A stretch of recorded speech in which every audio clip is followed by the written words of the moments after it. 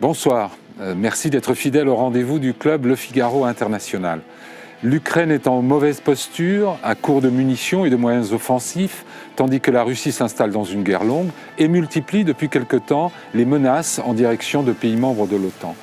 Faut-il s'attendre à une nouvelle offensive russe en Ukraine, peut-être dès cet hiver? Jusqu'où peut aller l'appétit de Vladimir Poutine? Les Européens ont-ils raison d'avoir peur de l'impérialisme russe? On en parle avec mes invités juste après le générique.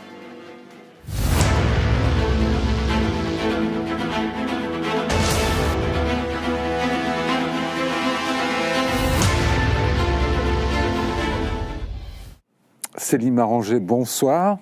Vous êtes chercheur sur la Russie, l'Ukraine et le Bélarus à l'IRSEM, l'Institut de recherche stratégique de l'école militaire, et vous êtes membre associé du Centre de recherche en histoire des Slaves à l'Université de Paris 1 Panthéon-Sorbonne.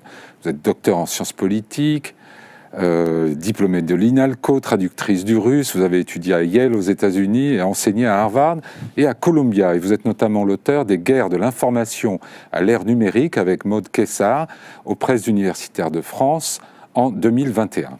Pierre Lelouch, bonsoir. Bonsoir. Vous êtes ancien ministre, ancien député, vous avez vous aussi passé par Harvard d'ailleurs, vous avez présidé l'Assemblée parlementaire de l'OTAN, vous travaillez depuis de longues années sur la géopolitique des conflits et vous écrivez régulièrement des tribunes sur la guerre en Ukraine et celle de Gaza, notamment dans Le Figaro. Vous êtes également l'auteur d'une demi-douzaine d'ouvrages, je citerai le dernier, La guerre sans fin en 2017 aux éditions du CERF. Isabelle Lasserre, bonsoir. Bonsoir. Vous êtes la correspondante diplomatique du Figaro, après avoir été correspondante défense, grand reporter, ainsi que correspondante à Moscou et dans les Balkans. Vous avez signé vous aussi une demi-douzaine d'ouvrages, dont le plus récent est paru l'an dernier, Macron-Poutine, des liaisons dangereuses aux éditions de l'Observatoire. Patrick Saint-Paul, bonsoir. Bonsoir Philippe. Vous êtes le rédacteur en chef du service international du Figaro, ancien correspondant à Jérusalem, à Berlin et à Pékin, après de longues années de reportages sur tous les continents. Et vous revenez tout juste d'Ukraine, où vous avez passé la majeure partie du mois de janvier. Je crois que c'est déjà votre troisième séjour depuis le début de la guerre. Quatrième ou troisième? Troisième depuis le début de la guerre, j'étais allé juste avant la guerre. Voilà. Alors justement, on va commencer par vous. Vous allez nous donner des nouvelles du front. Comment ça se passe? Est-ce que la Russie est en train de reprendre du poil de la bête? Est-ce que ça inquiète les Ukrainiens? Quel est le sentiment général que vous rapportez de vos 3 semaines en Ukraine? Alors les Ukrainiens sont assez inquiets, oui, après l'espoir qui avait été mis dans la contre-offensive, qui en fait a été un échec, et ils ont réalisé que ce serait un échec avant même le début de la contre-offensive, et on pense que les généraux... Dès le printemps dernier? Dès la fin du mois de mai, ouais, ils savaient qu'en fait ça marcherait. Ils ne nous l'ont pas dit à ce moment-là quand même. Oui, mais ils ne voyaient pas le matériel arriver, et ça c'est un vrai sujet. Ouais. Et donc la situation actuelle sur le front, c'est que en gros, les Russes attaquent tous les jours, pas avec des attaques de grande envergure, mais où ils envoient des vagues en fait de 5 à 10 hommes sur des positions ukrainiennes, à la fois sur le front de Kupiansk, à côté de Kharkiv, où j'étais, où on attend où l'état-major ukrainien attend une grande poussée russe dans les jours ou les semaines qui viennent. Et puis sur le front de Zaporizhzhia, dans le sud, là, à Robotyne, où il y a eu la seule percée, qui était une percée de 20 km, et il y a eu des reculs ukrainiens. Donc effectivement, ils ont repris 7 km aux Russes dans cette région-là. Et là aussi, il y a des offensives russes tous les jours, où en fait ils envoient des soldats par vague sur des positions pour en fait déminer le terrain. Ils déminent le terrain et ils envoient ensuite d'autres vagues derrière pour repérer les positions ukrainiennes et pour ensuite les frapper à la fois avec de l'artillerie ou des drones kamikazes. Et Ouais. donc les Ukrainiens de leur côté, eux, disent qu'ils ont donc les unités, les bataillons, etc. ont perdu beaucoup d'hommes. Dans certains bataillons, il reste 20% des hommes qui étaient dans le bataillon avant 2022. Donc il y en a qui ont été perdus, il y en a qui sont morts, d'autres ont été blessés, et d'autres ont été redistribués dans d'autres brigades. Et donc il manque cruellement d'hommes, de munitions, de matériel, et ils disent qu'ils ont de quoi tenir, de quoi repousser les offensives russes. Oui. pour le moment, mais que s'il y a une sérieuse poussée russe, ils n'auront pas les moyens de les tenir. Et qu'est-ce qui fait dire à l'état-major qu'il pourrait y avoir justement une percée russe? Parce qu'ils ont vu du côté de Kupiansk, ils ont pas mal de renseignements humains, de renseignements avec les drones, et ils ont vu qu'ils massent du matériel, beaucoup de chars et d'artillerie et des hommes. Là, ils ont été à 120 000 quand je suis parti, donc alors que c'était 80 000 encore au moment de la fin de l'année. Ouais. Donc voilà, il y a des renforts qui arrivent. C'est pas encore suffisant pour faire une grosse attaque, mais visiblement ça se prépare. Et bon, il y a un peu le sablier qui est en train de se vider parce que d'ici le climat commence déjà à se radoucir un peu. Donc d'ici quelques semaines, on va arriver dans les grandes boues là qu'on appelle la Rasputitsa. Et c'est une période pendant laquelle on peut absolument rien faire puisque on peut pas avancer avec du matériel. Il y a quand même, c'est en grande partie une guerre d'artillerie et une guerre de drones, c'est-à-dire que les drones deviennent dans cette guerre plus importants que l'artillerie. Ça, c'est une première, c'est vraiment en cela un conflit moderne. Mais il y a toujours une réalité que, voilà, quand l'artillerie a frappé, que les drones ont frappé, etc., il faut avancer avec les hommes. Et tant qu'il y a ces grandes boues là, c'est relativement impossible. Céline Marangé, pour vous, les objectifs du Kremlin restent d'avaler toute l'Ukraine autant que possible, s'ils en ont les moyens? Ou est-ce que, selon vous... Je pense que les objectifs stratégiques du Kremlin ne se limitent pas à l'Ukraine. Ouais. C'est-à-dire que l'Ukraine... Ils veulent... Je pense qu'ils sont déterminés à en tout cas maintenir leur emprise sur les territoires conquis, voire à aller plus loin. Et au-delà de ça, les objectifs stratégiques en Ukraine, je pense au début, et ça a été énoncé de manière très claire, c'était d'abord de subjuguer la population, de la ramener dans le giron russe, au motif de la dénazifier, c'est-à-dire de la rééduquer, c'est-à-dire vraiment, il y avait vraiment cette motivation de ramener de reprendre l'ascendant sur la population, mais surtout, c'était de faire la démonstration de l'absence de légitimité de l'État ukrainien. C'est-à-dire, c'était de montrer que l'État ukrainien, n'ayant pas, du point de vue de Vladimir Poutine, de profondeur historique, il n'avait pas de légitimité à exister, et donc il fallait le mettre en échec.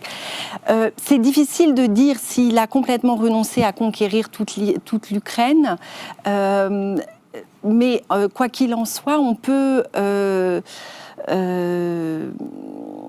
légitimement penser en fait que ça ne se limite pas au territoire nouvellement conquis, qui pourrait peut-être pas dans l'immédiat parce qu'ils n'ont pas forcément les forces nécessaires, mais qu'ils pourraient vouloir par exemple prendre des villes comme Odessa, comme Mykolaiv, comme d'autres villes qui ont qui sont considérées par les dirigeants russes comme des villes russes en fait, et qui permettraient en plus de faire la jonction avec la Transnistrie et de fermer l'accès à la mer, ce qui permettrait d'étouffer un peu plus l'économie ukrainienne. Mais ce que je veux dire, c'est que de mon point de vue, et ça c'est très important de le garder à l'esprit, la Russie a un grand dessein qui ne s'arrête pas à l'Ukraine. C'est-à-dire que l'objectif de la Russie n'est pas d'obtenir un nouveau statu quo, c'est vraiment d'obtenir une transformation fondamentale de l'ordre international et un bouleversement de l'architecture de sécurité en Europe. Parler. C'est vraiment ça. Et de ce point de vue, on a des inquiétudes à avoir, à mon avis. D'accord.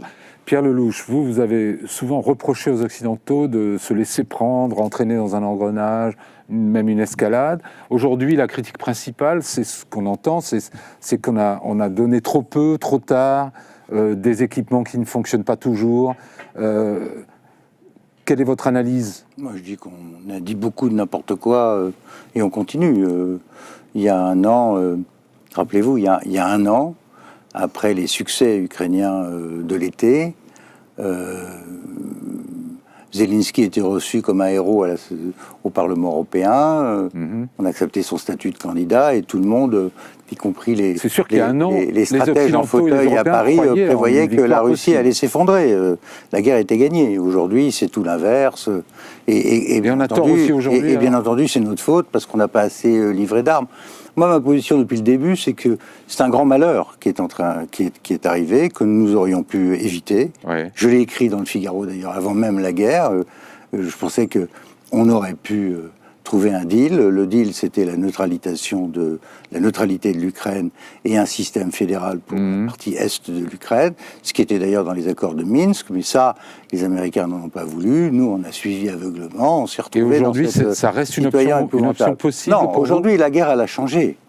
La guerre, elle est devenue presque... Je l'ai écrit il y a plus d'un an. Malheureusement, vous savez, on rentre dans le bouillard de la guerre, et puis la guerre, elle change, avec les événements et les rapports de force. Malheureusement, aujourd'hui, on est rentré dans quelque chose qui est civilisationnel. Les Russes considèrent maintenant que c'est un conflit de civilisation, qu'ils ont été victimes de l'Occident, et que l'Occident doit payer. Quand j'avais vu Poutine en 2013, à Valdai, il est des questions que de l'Ukraine. Aujourd'hui, effectivement, il y a l'ordre international, il y a que les Russes sont partis sur autre chose. Pendant très longtemps, c'était l'Europe, maintenant ils sont Chine, Iran, Corée du Nord. Et ça, c'est une espèce d'alliance qui est gravissime pour le système mondial, parce que, et on en voit les répercussions ailleurs, y compris au Proche-Orient. Donc la guerre, elle a changé de nature, mais je pense que si Poutine est l'auteur de cette agression est évidemment coupable, et j'ai aucune espèce de sympathie pour le poutinisme ni pour la Russie poutinienne, c'est pas le sujet. Moi, la seule sympathie que j'ai, c'est pour mon pays, c'est pour la France. Je regarde quels sont les intérêts nationaux de la France dans cette affaire. Aujourd'hui, je pense que effectivement, il y a un risque que ça dérape dans autre chose, à un moment où, de surcroît, les Américains, comme d'habitude, en ont marre. Ils rentrent chez eux. Il y a une campagne présidentielle, l'aide à l'Ukraine, elle est maintenant otage de l'immigration au Mexique, donc le robinet s'est brutalement fermé, et tout ça va retomber sur une Europe, tiroir-caisse, qui n'est absolument pas en état de prendre le relais sur le plan militaire, et qui est morte de trouille, parce que quand je vois les discours en Suède, en Norvège, surtout les Baltes, qui sont paniqués, on se dit on est au bord d'une autre guerre sans en avoir les moyens. Donc tout ça est complètement fou. Ça me rappelle exactement 1914, c'est-à-dire d'erreur de calcul en erreur de calcul, on a des dirigeants somnambules, incapables. Et il n'est pas temps de les corriger, ces erreurs de calcul? Il n'y a pas quelque chose qu'il faudrait faire selon vous maintenant? J'ai quelques idées là-dessus, mais je pense que Madame n'a pas totalement tort quand elle dit qu'il y a un risque sur l'ordre mondial, parce que la guerre a changé les choses. Ce que je regrette, c'est qu'on se soit laissé entraîner dans quelque chose qui est absurde. Les grands pays d'Europe, comme la France et l'Allemagne, qui ont su, en 2003, dire non aux Américains, se sont laissés embarquer dans un bidule qui ne comprennent pas, parce que très peu de gens en France connaissent, en dehors de Madame peut-être. Moi, j'ai connu l'Ukraine depuis 20 ans maintenant. J'ai vu ce pays évoluer, j'ai essayé de l'aider quand j'étais au gouvernement. Voilà, c'est très très compliqué. C'est pas aussi simple que David et Goliath. On est parti dans quelque chose. Personne n'a dit que c'était simple ici. Isabelle Lasserre, les objectifs stratégiques de Poutine, selon vous? Alors oui, moi je vois les choses à peu près à l'inverse, c'est-à-dire que je pense que ça n'a pas du tout commencé avec l'Ukraine, mais ça a commencé avec la Géorgie déjà en 2008. Qui a été en partie envahie par la Russie. Les objectifs stratégiques de Poutine, à mon avis, sont toujours les mêmes, voire ils ont assez grossi. C'est un mélange de volonté de recomposer quelque chose qui ressemble, alors selon les périodes, à l'Empire soviétique ou bien à l'Empire tsariste, à l'Union soviétique ou alors à l'Empire tsariste. Et c'est aussi la volonté de tuer, entre guillemets, l'OTAN et de remplacer le système de la démocratie, le système international et la démocratie, les démocraties libérales par un modèle alternatif plutôt autoritaire, c'est-à-dire de contester complètement l'ordre international. Je crois aussi qu'on aurait tout à fait pu l'arrêter, mais pas du tout en faisant un deal, puisque c'est ce qu'on a justement essayé de faire, et c'est ce qui a précipité, selon moi, le drame dans lequel on est aujourd'hui. Et je pense plutôt, moi, aux années 30, c'est-à-dire à une somme de faiblesse, d'aveuglement des Occidentaux, qui n'ont pas suffisamment montré leurs muscles, parce qu'ils n'ont pas compris à temps qu'on vivait que l'ère des dividendes de la paix était terminée et qu'en fait c'était à nouveau le règne de la guerre, mais surtout du rapport de force. Et je pense qu'on aurait pu arrêter Vladimir Poutine avant, juste en montrant notre force et en faisant vraiment jouer notre dissuasion. Céline Maranger, un mot là-dessus. Et c'est ça pour moi qu'on n'a pas fait. Moi, je voudrais abonder dans le sens d'Isabelle Lasserre pour dire à quel point le revanchisme est présent dans cette affaire. Je pense qu'il n'y a aucun hasard au fait que les exigences de sécurité qui ont été présentées en décembre 2021, elles ont été présentées justement en décembre 2021, c'est-à-dire 30 ans mois pour mois après la dissolution de l'Union soviétique. La guerre a été lancée en février 2022, 15 ans mois pour mois après le discours de Munich, et ça faisait suite au 300e anniversaire de la fondation de l'Empire par Pierre le Grand en novembre 2021. Donc, je veux dire, si on se place du point de vue 2021, oui, l'anniversaire. C'était le 300e anniversaire de la fondation de l'Empire. Et donc, si vous vous placez dans l'esprit du président russe, c'est ça qu'il a en tête, en fait, quand il lance. Et là, c'est plutôt... Enfin, quand on voit la symbolique des dates, on se dit qu'il y a vraiment un grand dessein derrière. OK. Alors, la question qu'on doit se poser, c'est où peut-il s'arrêter ou jusqu'où peut-il aller? Je voudrais qu'on écoute une courte déclaration de Volodymyr Zelensky qui est au cœur de la question qu'on pose aujourd'hui, c'est-à-dire jusqu'où ça peut aller. Écoutons-le. Si le magnéto est prêt... If anyone thinks this is only about us, this is only about Ukraine, they are fundamentally mistaken. Possible directions and even timeline of a new Russian aggression beyond Ukraine become more and more obvious. If anyone... Alors, Patrick Saint-Paul, on entend, c'est le leitmotiv dominant en ce moment, ça ne va pas s'arrêter à l'Ukraine. Bon. Oui. À l'heure actuelle, Poutine n'a pas encore avalé toute l'Ukraine. Qu'est-ce qu'il pourrait menacer au-delà de l'Ukraine? Est-ce que c'est crédible? Ce qu'ils disent, ce qu'on vous dit en Ukraine, c'est que l'Occident, ce que disent que ce soit les gens au gouvernement, les gens dans l'opposition, c'est que les Occidentaux sont totalement naïfs sur cette question, qu'en réalité la Troisième Guerre mondiale a déjà commencé, et que s'il y a un moyen de l'arrêter, c'est en arrêtant Poutine en Ukraine, et qu'on ne met pas assez de moyens pour ça. Et d'ailleurs, il est vrai que Poutine dit à longueur de journée qu'il est en guerre, pas contre l'Ukraine, il est en guerre contre l'OTAN aujourd'hui. Oui, en tout cas, il répond à la guerre de l'OTAN, c'est ce que dit Poutine. Et non seulement il dit ça, mais il dit qu'il invente des bataillons de forces étrangères qu'il a démis en disant dans telle bataille, c'est tel pays qu'il a vaincu. Par exemple, ils ont créé cette fausse information il y a 2 semaines sur une soixantaine de mercenaires français qui auraient été tués à Kharkiv. Moi, j'étais à Kharkiv le jour où il y a eu la soi-disant frappe. Il y a eu 16 blessés dans une frappe. Il n'y avait pas un seul étranger. Et donc, il crée ces situations, il crée les conditions d'une extension de la guerre en permanence. Est-ce que c'est rationnel de la part de Poutine de vouloir s'attaquer à l'OTAN? Qu'en pense mais moi, je crois Pierre Lelouch? Je crois que on ne comprend rien à ce qui se passe si on ne garde pas à l'esprit ce qui s'est passé dans les années 90. Dans les années que moi j'ai vécues auprès de Jacques Chirac à l'époque, je crois qu'il y a eu une période où on n'était pas du tout dans cette configuration, mais où on partait pour une sorte de réconciliation historique avec le courant pro-occidental en Russie. Ça n'a pas marché. Carrère d'Encausse disait qu'on a raté la Russie comme on a raté la fin de la Première Guerre mondiale, et elle a raison. Et c'est pas un pacifiste qui vous le dit. Moi, j'ai été un grand combattant de la guerre froide quand il y a eu l'affaire des euromissiles, dont l'enjeu était la neutralisation de l'Allemagne. Je peux vous dire que j'étais archi-engagé. J'ai été interdit du RSS pendant des années. Je suis pas un soft sur ces histoires-là.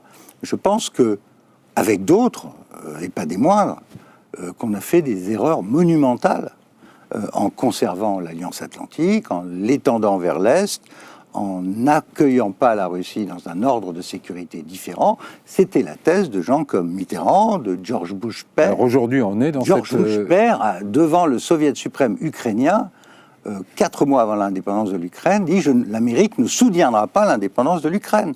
Donc on était... Et pourquoi ? Parce qu'ils avaient peur de l'instabilité, qu'ils voulaient que Gorbatchev garde les républiques soviétiques à l'intérieur de quelque chose de cohérent.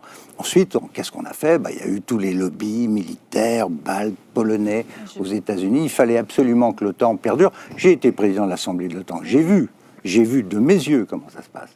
Donc il fallait que l'OTAN continue.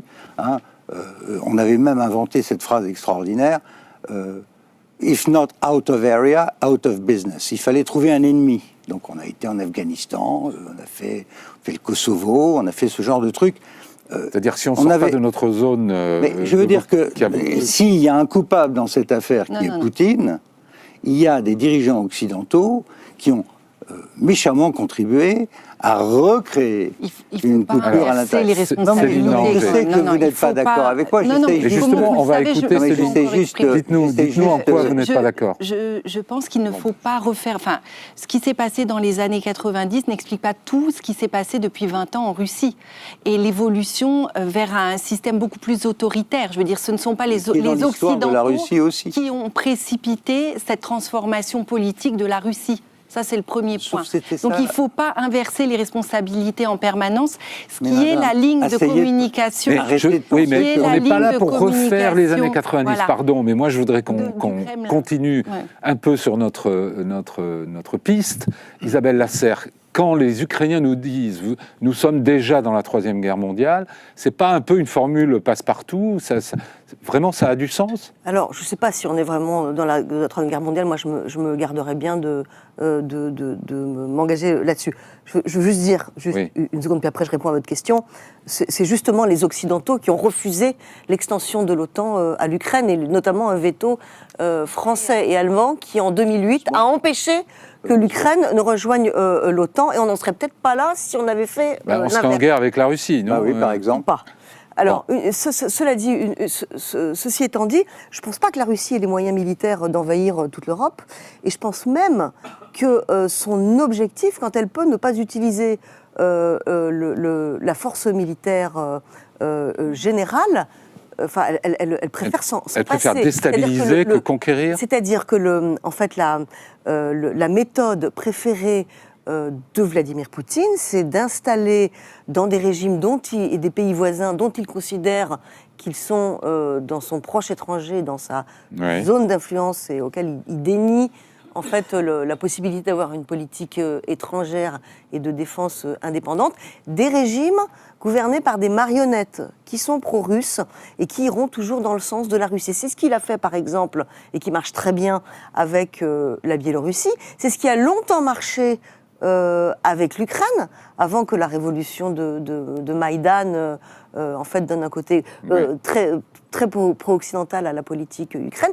C'est ce qui marche en ce moment à peu près bien avec la Géorgie, puisqu'on a installé un gouvernement marionnette qui est tiré dans l'ombre par un oligarque proche de Poutine qui s'appelle Ivanishvili. Et donc c'est ça le modèle préféré de Vladimir Poutine. C'est quand ça ne marche pas, que là, il envoie son armée. Alors, quand on dit qu'il peut attaquer l'Estonie, la Lettonie ou la Lituanie, moi, j'imagine pas Vladimir Poutine envoyer son armée et franchir demain les frontières de ces pays baltes qui appartiennent à l'OTAN. C'est pas comme ça qu'il fera. D'abord, il n'en aura pas les moyens de tenir tous les fronts, et ensuite, il n'en a pas les moyens aujourd'hui, peut-être que... Non, mais il y a des moyens avant de déstabilisation. Dans 10 ans d'économie de guerre, il en aurait les moyens. La déstabilisation, c'est quand même, aujourd'hui, la guerre favorite de Vladimir Poutine, en plus de ce qu'il fait en Ukraine. Il y a plein de minorités russes dans les pays baltes. Il suffit en fait, de les orchestrer, de les manipuler, et ensuite de se projeter au secours de ces minorités russes. Je voudrais qu'on regarde une image d'un panneau, une affiche électorale à Moscou, où on voit Vladimir Poutine qui dit les frontières de la Russie ne s'arrêtent nulle part. Ça veut dire quoi, ça, Céline Marangé? Qu'est-ce qu'il veut dire par là? De la Grande Catherine, en fait. Oui. C'est-à-dire que la meilleure manière, ce qu'elle expliquait, c'était que la meilleure manière de protéger les frontières, c'était de les étendre à l'infini. D'accord. Et c'est vraiment une citation de Catherine II? À ma connaissance, oui, ça a vérifié, mais de mémoire, oui. Il n'a pas cité sa source, Poutine, sur son affiche électorale. Moi, ce qui m'apparaît, en fait, c'est qu'ils ont vraiment une stratégie dans la durée. C'est ce que j'essayais d'expliquer tout à l'heure. Il y a d'une part une stratégie de destruction de l'Ukraine jusqu'à épuisement total, à la fois de l'armée sur le front, mais aussi des arrières, d'où la politique de terreur, hein, jour après jour, en ciblant notamment de nuit les villes et les populations civiles. Mais vous avez par ailleurs, tout ça en fait s'adosse à trois autres stratégies. Une stratégie d'affaiblissement des pays occidentaux, délibérés par la guerre informationnelle pour semer la zizanie dans les sociétés, pour susciter la défiance vis-à-vis de nos dirigeants, pour aussi instiller un petit peu des dissensions sociales. Par exemple, rappelez-vous, quand il y a eu l'attaque terroriste dans le sud d'Israël, on a vu des étoiles de David fleurir à Paris. Et les services de renseignement ont établi que c'était en fait des Moldaves payés par les services russes qui avaient fait ça. Donc l'idée étant d'attiser les dissensions entre les musulmans et les juifs en France. Et tout ça, c'est des méthodes. Est-ce que ce sont des objectifs ? Des méthodes des services de renseignement soviétiques, je dirais. La subversion, la propagande et la manipulation. Donc vous avez une stratégie qui est quand même bien rodée, pour laquelle ils ont un siècle d'entraînement et qui peut faire du dégât dans nos sociétés. Et ces deux stratégies... Le but, c'est ça, faire du dégât, simplement. Faire du dégât. Donc vous avez la stratégie en Ukraine, la stratégie vis-à-vis de nos sociétés, et après, vous avez deux autres stratégies. Une stratégie d'intimidation par le nucléaire, avec des menaces nucléaires qui sont récurrentes à des très hauts niveaux, et qui vise à paralyser nos dirigeants, je pense. Et vous avez une quatrième stratégie, qui est une stratégie d'accumulation de crises partout dans le monde, pour créer un effet de saturation et des dilemmes stratégiques aux Occidentaux, et pour mettre les Occidentaux dans une position de vulnérabilité dans différents endroits du monde. On l'a vu par exemple au Sahel. Je veux dire, Wagner a cherché à percer dans les pays du Sahel, non pas pour apporter des solutions aux populations du Sahel. Ils viennent en fait en soutien de potentats locaux ou de juntes militaires. Oui, ça a bien fonctionné contre la France, en tout cas. Pour évincer la France, pour avoir un levier de pression sur les dirigeants français, et aussi pour mettre en œuvre des schémas de prédation. C'est-à-dire que, vous voyez, il y a tout ça. Donc ça crée un peu plus d'instabilité dans des régions qui restent stratégiques pour la France, pour l'Europe. Et le but étant de nous acculer. Donc si vous voulez, quand vous voyez la déclinaison de ces 4 stratégies, je pense qu'on a quand même quelques raisons de s'inquiéter en Europe. Je ne dis pas qu'ils vont nous envahir demain, mais je dis que ça crée quand même de sérieux problèmes de sécurité. Patrick Saint-Paul. Pour revenir aux objectifs de Vladimir Poutine, il y a un pays dont on n'a pas parlé, on parle des Baltes, etc., mais c'est de la Moldavie. Et quand on revient à son discours du 24 février 2022, il cite Potemkin et son concept de Novorossiya. Et la Novorossiya s'étend de la Moldavie jusqu'à la mer Noire en passant par Odessa. Donc la Moldavie est évidemment une cible aussi qui est visée par Poutine. Et l'erreur qu'ont commis souvent les Occidentaux, c'était de ne pas écouter ce que disait Poutine et de ne pas comprendre ses messages. Et ça, c'est un qui est quand même assez clair. En décembre, Poutine déclare que l'entrée de la Finlande dans l'OTAN va lui créer des problèmes et créer un nouveau district militaire entre Saint-Pétersbourg et la frontière avec la Finlande. En janvier, il s'émeut du sort des minorités russes en Lituanie en déclarant que leur sort affecte, je cite, directement la sécurité de la Russie. Donc tout ça, ce sont quand même des menaces. Enfin, alors peut-être qu'elles ont la vertu de faire peur, d'inquiéter. Comment vous les analysez, Pierre Lelouch, ces menaces directes ? Je ne suis pas surpris. Je n'attends pas que la Russie devienne un État démocratique sympathique avec nous. Mais est-ce que vous croyez qu'il pourrait attaquer des pays membres de l'OTAN ? Ah, je ne crois pas du tout. Non. Je crois qu'il ne va pas se livrer à un exercice de ce genre. Il va compter sur Donald Trump parce qu'il revient à ce que, en gros, faisaient les Soviétiques à la grande époque, que moi j'ai bien connu. Les Soviétiques, en effet, passaient par des contournements divers et variés. Quant à savoir s'ils sont gentils, non. Les services spéciaux, plein. L'utilisation de méthodes non conventionnelles, bien sûr. Mais quand on me dit qu'ils sont l'organisateur du désordre mondial, pardon. Moi, j'avais un maître qui s'appelait Kissinger quand j'étais à Harvard. Son cauchemar, c'était d'unir la Russie et la Chine. Non, on a fait mieux. Là, on a fait Chine, Russie, Corée du Nord, Iran. Alors, évidemment, à chaque fois qu'il y a une guerre, l'impact de ce qui se passe en Europe se trouve lié. On a maintenant une imbrication des théâtres stratégiques qui n'est pas du tout bon pour nous, qui pèse sur les rares personnes qui ont encore des moyens militaires, c'est-à-dire les Américains. Parce que, bon, que Poutine s'amuse à exploiter nos faiblesses, c'est la règle du jeu. Moi, j'ai jamais attendu que ce soit un État facile à gérer. Les empires qui se disloquent, en général, le font rarement gentiment, sauf peut-être l'Italie. Mais c'est toujours très délicat et dangereux. Dans le cas du Sahel, pardonnez-moi, j'étais missionné au Mali, j'ai vu toutes les erreurs que nous avons faites pendant des années. Qui c'est qui a transformé Serval en Barkhane? Qui c'est qui a fait que 3000 soldats français étaient supposés tenir un territoire grand comme l'Europe? C'est une absurdité. Pendant 10 ans, on a dépensé 11 milliards d'euros, on a fait tuer des gens pour rien. Après, on s'étonne si on est mis dehors et si les Russes en profitent.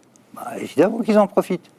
Je ne suis pas surpris. Donc, qu'on aille expliquer tout ça est un grand complot ourdi par une intelligence supérieure à Moscou, c'est une blague. La vérité, c'est que la vérité... Non, mais on peut dire aussi que la Russie participe de cette mise en cause de l'ordre mondial actuel. Mais évidemment, mais est-ce que les Américains ont fait que des choses positives toutes ces dernières années? Est-ce qu'ils n'ont pas de zone d'influence qu'ils prêtent? Si demain vous mettez... si les Chinois, par exemple, imaginez 2 secondes que les Chinois concluent une alliance militaire avec le Canada ou le Mexique. À votre avis, ils font quoi, les Américains? La revendication d'une zone d'influence russe, on peut penser que c'est pas bien moralement, mais ça fait partie de la réalité du jeu quand on fait des relations internationales. Est-ce qu'il fallait absolument étendre la zone d'influence américaine jusqu'aux frontières de la Russie, mettre des missiles antimissiles aux frontières de la Russie, et ensuite prétendre que tout est bien? Oui, mais on pose la question pour l'Ukraine, on ne la pose pas pour les Baltes. Ou la Pologne. Non, mais sur les Quelle Baltes, est la logique? Sur les Baltes, nous avons... En quoi l'Ukraine provoque-t-elle plus la Russie que la Pologne, non, sur que les la Pologne Baltes, ou les pays baltes? Avant cette affaire ukrainienne qui était... Moi, je sais, j'ai échangé avec Poutine en direct, personnellement, sur la question ukrainienne. Les Russes ont laissé passer l'adhésion des Baltes à l'OTAN. Parce que les Baltes, c'était étranger. Solzhenitsyn il y a quand même Kaliningrad. Répondre là-dessus. Mais attendez, je termine. Oui, dans la notion de Novoroussia, il y a les territoires russes, peuplés par des Russes. Oui. Et c'est en effet, Moldavie, Odessa, tout ça, ce sont des villes... Odessa, c'est des villes fondées par Catherine II. On est dans un territoire russe, dans l'esprit des Russes. Les Baltes, c'est plus compliqué. C'est comme les Kazakhs, tout ça, c'était étranger. Et dans Solzhenitsyn, qui a beaucoup influencé Poutine, il y a l'idée que les étrangers, s'ils veulent partir, ils partent. Au moment du divorce de 91, ils sont partis. Et ensuite, les Russes ont laissé rentrer les Baltes. Ça leur a pas plu, mais ils ont laissé faire. La limite, c'était l'Ukraine. Parce que l'Ukraine, pour les Russes, c'est la Russie. Alors, on peut très bien être en désaccord avec ça. Surtout si les Ukrainiens sont en désaccord. Évidemment. Enfin, surtout les Ukrainiens de l'Ouest. On peut respecter le désaccord des Ukrainiens. Les Ukrainiens de l'Ouest, qui ont été pendant 650 ans sous influence polonaise et ensuite autrichienne, peuvent être anti-russes. Mais il y a aussi toute une partie de l'Ukraine qui a été peuplée par des Russes au 19e siècle et qui est différente. Et ces gens-là ne s'identifiaient pas avec les choix qui étaient faits à l'ouest de l'Ukraine. Oui, enfin, c'est très difficile. C'est pas noir et blanc dans le Donbass. On s'emploie... Attendez, pas en même temps. Kharkiv, qui était une ville très russophone. Russophone ne veut pas dire pro-Poutine aujourd'hui. C'est fini. C'est pour ça que Poutine a fait une erreur. Évidemment, il a retourné contre lui le monde russe qu'il prétendait défendre en allant... Céline Maranger. Céline, je veux juste rappeler un truc en une seconde. 1991, moi j'étais à Moscou à l'époque, au moment de la dislocation de l'Union soviétique... Moi aussi, j'étais à Moscou. D'accord. On n'a pas vu les mêmes choses. Qui provoque la première, en fait, qui est indirectement responsable, à part Gorbatchev, de l'effondrement de l'Union soviétique? C'est-à-dire, qui permet... Eltsine, mais aussi les Ukrainiens. Pourquoi? Parce qu'il y a eu un référendum en Ukraine. C'est-à-dire que les Ukrainiens ont fait un référendum d'indépendance au moment de la chute, quand le communisme s'effondre, et tout le monde a voté majoritairement pour l'indépendance. C'est-à-dire 87% pour l'Ukraine, dont on parle aujourd'hui, etc., 57% dans le Donbass et 53% en Crimée. Donc il n'y a pas de sujet. Voilà. Ouais. Et moi, je voudrais répondre parce qu'on a rapidement, parce que je ne veux pas qu'on fasse une émission sur les années 90. On a eu une justification de tout ça. Oui, est-ce que je pourrais répondre, monsieur, s'il vous plaît? Vous nous avez offert une justification de l'irrédentisme russe. Maintenant, je voudrais répondre. C'est pas une justification, c'est juste un fait. C'est exactement ça. Mais non, madame, je ne porte pas de jugement moraux. Je dis que c'est comme ça. Moi, je fais avec ce qu'il y a sur l'étagère. C'est comme quand je regarde la France avec M. Macron. La parole est à Céline Marangé. Voilà. Ce que je voudrais souligner, c'est que les pays qui ont appartenu au pacte de Varsovie et les pays baltes ont souhaité, dès le tout début des années 1990, adhérer à l'OTAN parce qu'ils ont cherché une garantie de sécurité. Ce sont eux qui ont fait des demandes, qui ont instamment demandé aux Américains et aux Européens d'adhérer à l'OTAN parce qu'ils avaient cette expérience de la violence politique soviétique, ils avaient cette expérience de l'impérialisme russe pluriséculaire et qu'à un moment donné, ils se sont dit la seule manière, là la Russie est affaiblie certes, mais la seule manière de se prémunir contre une menace russe qui viendrait à l'avenir à renaître, c'est d'obtenir cette garantie, cette adhésion à l'OTAN. Donc ce sont eux qui ont fait la démarche. Et je voudrais finir là-dessus. À l'irrédentisme russe, on peut opposer l'égalité souveraine des États. Un État, qu'il soit petit ou grand, puissant ou non, a le droit de choisir son régime politique et son système d'alliance. Ça, c'est vraiment le fondement de l'ordre international. Si vous remettez ça en cause, vous allez dans le sens... Je ne remets rien en cause. Je dis que ces choses étant connues de l'époque, qu'est-ce que nous, Occidentaux, on a fait pendant toute cette période, pendant les 30 dernières années? Qu'est-ce qu'on a fait? On a désarmé massivement. On s'est mis sous la coupe de la politique énergétique allemande, c'est-à-dire pas de nucléaire et beaucoup de gaz russe. On s'est mis à vendre des bateaux à la Russie. On a, nous, Français, investi 25 milliards d'euros en Russie pour se retrouver à l'arrivée en ayant tout perdu.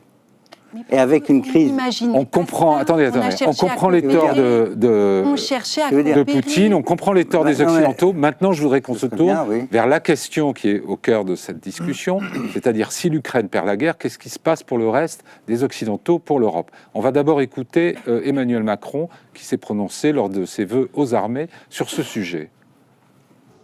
Une victoire russe, c'est la fin de la sécurité européenne. C'est la fin même d'une architecture de sécurité possible en Europe, de notre frontière orientale pour l'Union européenne à l'OTAN, en passant par le Caucase et l'Asie centrale. C'est pourquoi nous continuerons à aider les Ukrainiens. Nous le ferons de manière pragmatique et concrète. En quoi une défaite de l'Ukraine, si elle survient, est-elle problématique pour les Européens de l'Ouest, voire les Américains éventuellement? Patrick Saint-Paul? Eh bien parce qu'on aura été en guerre contre la Russie, même si on n'envoie pas de troupes au sol et qu'on n'est pas directement impliqué, et que ce sera un aveu de faiblesse terrible pour les Occidentaux. Et on le voit en fait dans la façon de fonctionner de Vladimir Poutine. À chaque fois qu'on lui fixe une ligne rouge et qu'on ne la respecte pas, il y a eu le cas de la Syrie, il y a eu l'annexion de la Crimée. On fixe des lignes rouges, on ne les respecte pas. Donc il voit que face à lui, en fait, il y a un Occident faible et qui considère comme dégénéré, etc. Et il verra qu'on n'est pas capable de l'arrêter et donc plus rien ne pourra l'arrêter. En fait. Mais est-ce qu'il a les moyens de ses ambitions? Mais il y a une réalité, c'est qu'on dit, il y a une illusion qui est qu'on aide les Ukrainiens et qu'on leur envoie toutes les armes qu'ils demandent, etc. Et en fait, d'abord, ils ont reçu 30% de ce qui leur a été promis. Et dans ce qu'ils ont reçu, moi j'ai parlé à une unité d'artillerie, un bataillon qui avait reçu 20 chars Léopard et qu'il a reçu en juin. Il n'y a pas un seul char qui était utilisable sur les 20 Léopard qu'il avait reçu du Danemark. Okay, il a mis le commandant de ce bataillon, il a mis jusqu'à il y a 3 semaines pour faire fonctionner 12 chars sur les 20 qui lui avaient été donnés en démontant les autres chars, en prenant des pièces détachées. Après, j'ai parlé à une unité de mortiers de RAC, qui sont des mortiers mobiles qui ont été donnés par les Estoniens. Et eux avaient des munitions pour frapper à 7 km des Russes. Or, il existe des munitions de 10 km, des 12 km. 7 km, ça veut dire qu'on approche à 3 km des lignes russes et que les drones russes sont partout au-dessus des positions avant même qu'on ait commencé à tirer. Ensuite, ce matériel-là tombe en panne systématiquement sur le front. Donc, on a l'illusion en Occident qu'on a donné énormément d'aide à l'Ukraine. En réalité, on n'a pas fait tout ce qu'on pouvait. Alors, ils sont assez satisfaits du matériel, à part les AMX, qui sont des pièges mortels parce qu'il n'y a pas de blindage, mais les César et les Scalp, les Ukrainiens ne jurent que par ce matériel-là. Mais bon, il faut voir que nous pensons qu'on a beaucoup aidé les Ukrainiens. En réalité, on ne les a pas aider autant qu'on le dit. Parce que les arsenaux sont vides. En dehors des États-Unis, les arsenaux européens sont vides. Ça fait maintenant 2 ans qu'on a pu relancer. J'ai été député de la commission de la défense. On faisait les budgets de défense à minuit. Ça n'intéressait personne. Il n'y avait même pas un journaliste à l'Assemblée. Les budgets étaient en baisse depuis 30 ans. Ouais. Et là, ce qui a été remonté par Macron, c'est juste l'arrêt de la baisse, mais pas une remontée en puissance. D'ailleurs, on a des unités qui continuent à baisser en matière d'avions, de chars. On est en train de stabiliser à la baisse, mais on n'a pas du tout remonté les forces. Les seuls arsenaux qu'il y avait encore, c'était aux États-Unis. Ils les ont pour l'essentiel dépensés. En plus, ils ont sur les bras Taïwan et maintenant Israël, plus les problèmes intérieurs. Donc ça s'arrête. Alors, qu'est-ce qui se passe? Qu'est-ce que c'est qu'une victoire russe? D'abord, qu'est-ce que c'était qu'une victoire? Rappelez-vous, juste autant qu'il faudra. On n'a jamais défini quels étaient les buts de guerre, dans un sens comme dans un autre. Moi, je pense que Poutine avait à peu près défini les siens au début. Ouais, oui, non, mais c'est ça qui m'inquiète, c'est que maintenant il est en position de force et que, en plus du Donbass et peut-être même de relier toute la côte, ce qui était son intention au départ, il peut être tenté par autre chose. C'est ça qui m'inquiète. La situation où nous sommes aujourd'hui, c'est que on a voulu faire de l'Ukraine notre protégé. Au moment où il fallait rentrer dans l'OTAN, vous avez dit à Bucarest en 2008 c'était niet, mais à Vilnius en 2023 c'était toujours niet. Et cette fois-ci c'était les Américains qui ont fermé la porte. Même pas Sarkozy et Merkel, c'est Biden qui a dit ils rentrent pas. Donc nous, qu'est-ce qu'on a fait les Européens? On a dit bon, ils rentrent pas dans l'OTAN, on leur donne le statut de candidat et on commence les négociations d'adhésion au mois de décembre. Mais est-ce que quelque chose est prêt? Est-ce qu'on a réfléchi aux conséquences institutionnelles d'un entrée d'un pays comme ça? Est-ce qu'on sait le niveau de la situation interne en matière de droit? Pour vous, l'Ukraine, ce serait un boulet dans l'OTAN, un boulet dans l'UE, c'est ça? Mais c'est infaisable. La vérité, c'est qu'elle n'est pas prête et que les Européens sont irresponsables de ne pas conditionner l'aide financière pour le budget, combler le budget ukrainien à des réformes.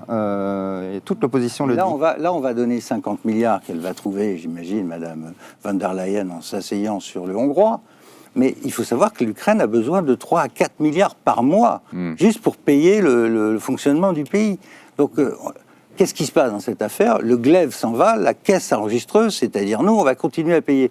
Dans une situation où Madame von der Leyen, elle a aussi mobilisé, tenez-vous bien, 600 milliards pour son Green Deal, où la situation économique en Europe est difficile, où on a un problème majeur d'urgence avec les agriculteurs, eux-mêmes victimes non seulement de Mercosur, mais de l'arrivée de centaines... Alors, face à tous ces problèmes, on baisse les bras, qu'est-ce qu'on fait? Non, mais je dis qu'on a affaire à des dirigeants qui font de la gestuelle médiatique, parce que c'est bien de dire que on va les soutenir autant que nécessaire, etc., sans que rien de sérieux ne soit fait, ni en matière de défense, ni en préparation des institutions. Mais c'est long, non, de relancer les industries de défense? Écoutez, moi je suis très énervé, pour avoir passé ma vie à étudier ces questions et à les avoir regardées sur le plan de la politique, donc de l'action politique, qu'on se contente de brasser des mots, Monsieur Michel, Madame von der Leyen, puis Monsieur Macron, et chacun y va de sa phrase sur « on soutient l'Ukraine ».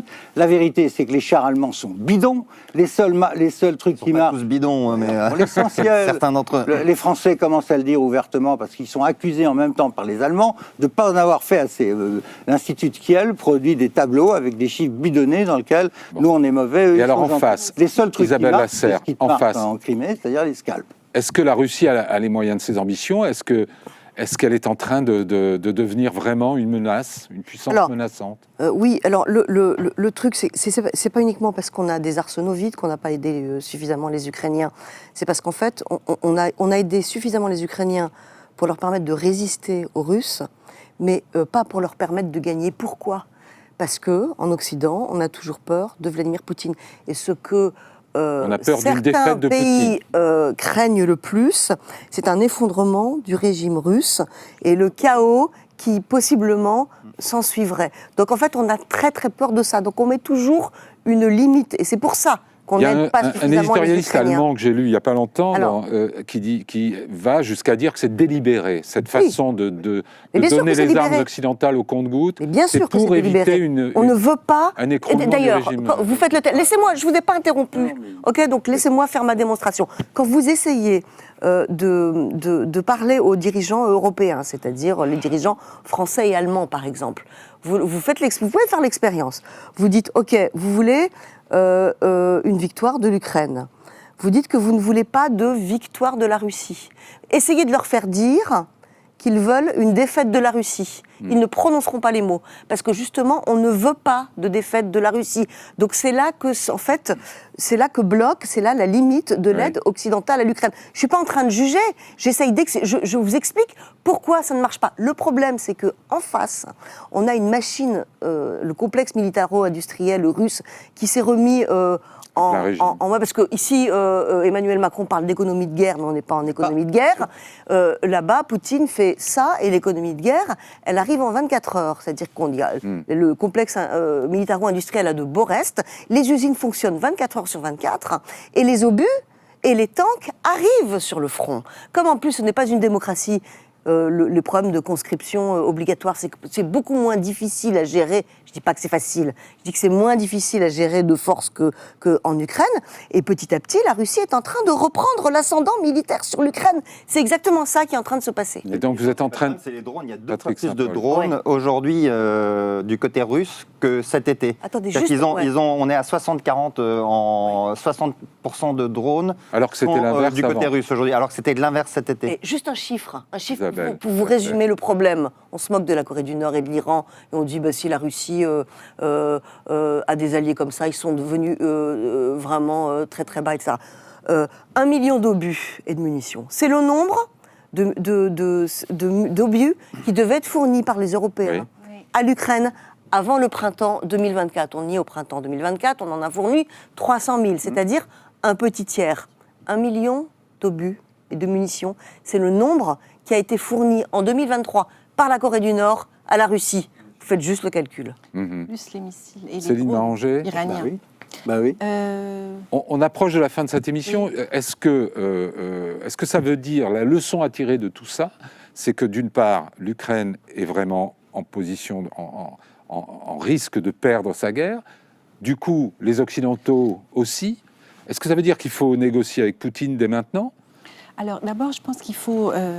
je suis tout à fait d'accord sur le fait qu'il y a une consolidation du pouvoir autour de Poutine, du fait des sanctions économiques et du fait de la manière dont la guerre est présentée. Vous analysez comment la Russie est passée en économie de guerre et la Russie est passée en économie aussi de guerre. La guerre crée des rentes de situation. La guerre donne à des hommes, notamment dans les provinces, qui n'avaient aucune perspective, elle leur donne une raison d'être, elle leur donne une nouvelle dignité et surtout, elle leur apporte énormément d'argent. C'est-à-dire, et par ailleurs, la Russie, en 2022, a eu, du fait de l'augmentation des prix du pétrole, un excédent par rapport aux exportations, aux exportations de pétrole de 160 milliards de dollars, qui lui a permis... Je peux finir, qui lui a permis de financer en fait l'effort de guerre et ce passage à une économie de guerre. Donc on est face à un État qui se renforce, se renforce, voilà, qui a ses fragilités, on n'a pas le temps maintenant, mais qui a ses fragilités, et qui a su s'approvisionner de manière efficace, à la fois en Iran avec les drones, avec peut-être des missiles balistiques, et puis c'est en négociation, et puis en Corée du Nord. Et pour finir sur ce premier point, ils ont l'avantage matériel en ce moment. Donc il faut qu'il y ait une réaction occidentale à la mesure. Il faut que l'Ukraine puisse se mettre en défense pendant un moment. Il nous reste 3 minutes. La guerre renforce la Russie, elle affaiblit le camp occidental. Qu'est-ce qu'il faut faire ? Une chose sur l'Ukraine. L'Ukraine a des ressources. Et la première des ressources en Ukraine, je pense que vous ne me contredirez pas, c'est la force morale. la force morale de cette population, la détermination de cette population, qui reste pleinement acquise à l'idée qu'il faut... Il y a quand même des failles, hein, Patrick Saint-Paul. Oui, il n'y a pas des failles, tout le monde est d'accord sur l'objectif. Exactement. En revanche, et personne, l'Union sacrée, personne qui m'a dit qu'il faut négocier avec Poutine. Voilà. En revanche, il y a un décalage entre les soldats qui sont sur le front depuis 2 ans et ceux qui boivent des espressos dans les bistrots à Kiev. Et donc, il y a un ressentiment... Il y a un ressentiment des soldats sur le front à l'égard de ces gens qui sont dans les villes. Mais pour illustrer le problème des obus dont parlait Isabelle, il y a juste, moi, un chiffre qui m'a vraiment parlé quand j'étais là-bas. Il y a un commandant auquel on a fixé pendant la contre-offensive l'objectif de reprendre 2 km de territoire aux Russes. Il m'a dit, pour prendre ces 2 km, il fallait entre 1500 et 2000 obus. Combien est-ce qu'on m'a donné ? 60 obus. Et donc ça, c'est un problème. Ils n'ont pas assez d'obus pour faire la guerre. On est presque à la fin. Franchement, est-ce qu'il faut négocier avec Poutine ? Un tout petit mot de conclusion. La leçon que je tire de tout ça, c'est si on veut faire la guerre, autant être prêt. Voilà. Sinon, on trouve des moyens de faire autrement. On n'est pas prêt. Poutine n'était pas prêt non plus. Apparemment, non, mais on a créé une situation où la guerre était inévitable. D'abord, elle avait commencé en 2014. En Crimée.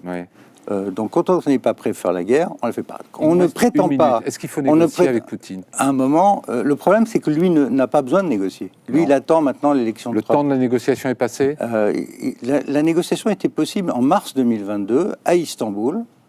Et elle a été une nouvelle fois refusée par les Américains et Boris Johnson à un moment où Zelensky lui-même voulait négocier. Aujourd'hui, à mon sens, Poutine va attendre. Le rapport de force est... Isabelle Lasserre, est-ce qu'il faut encourager les Ukrainiens à négocier ? Surtout pas. Ce serait donner une prime à Vladimir Poutine. Et de toute façon, Vladimir Poutine ne veut pas négocier à moins d'une capitulation totale des Ukrainiens, ce qui aujourd'hui est impossible. Le temps de la négociation n'a jamais existé depuis le début de cette invasion en 2022 et il n'est pas encore arrivé. Patrick Saint-Paul. Poutine ne tient jamais parole de toute façon, que la négociation est une arme pour gagner du temps, pour rattaquer plus tard. Donc Céline Arranger, le mot de la fin. Je partage ce point de vue. Je pense que négocier, ce serait aujourd'hui reconnaître que le chantage nucléaire et l'agression militaire payent. Vous êtes d'accord avec moi pour penser que si vous voulez éviter qu'il attaque, il faudrait se préparer quand même. Ah oui.